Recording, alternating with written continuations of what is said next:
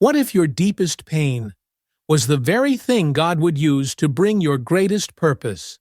Once upon a time, in the ancient land of Israel, there lived a woman named Hannah, kind, pure-hearted, and full of faith. But her heart carried a sorrow deeper than the night, for she could not bear a child. Her husband Elkanah loved her dearly, but there was another, Peninnah, who had many children and mocked Hannah for her barrenness.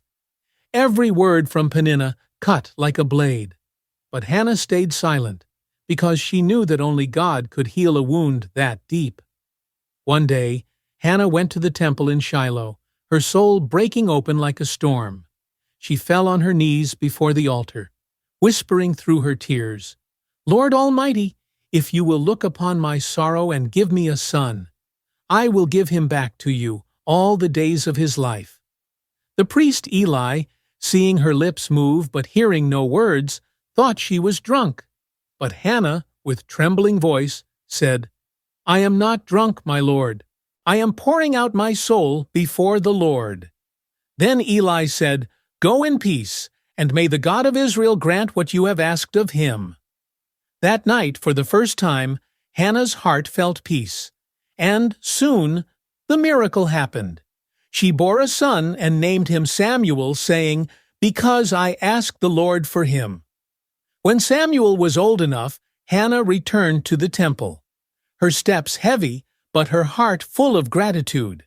She placed her child before the altar and whispered, "For this child I prayed, and the Lord has granted me what I asked. Now I give him to the Lord." And so Samuel grew, chosen, strong, and guided by God's voice, the child of a woman whose tears touched heaven. Sometimes, the prayers you whisper in pain are the ones God treasures most. Hannah's tears became the seed of a prophet. Never stop praying. Never stop believing, because heaven still hears the brokenhearted.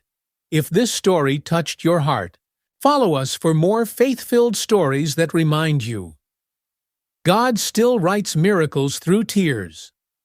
Comment below how this story spoke to your heart.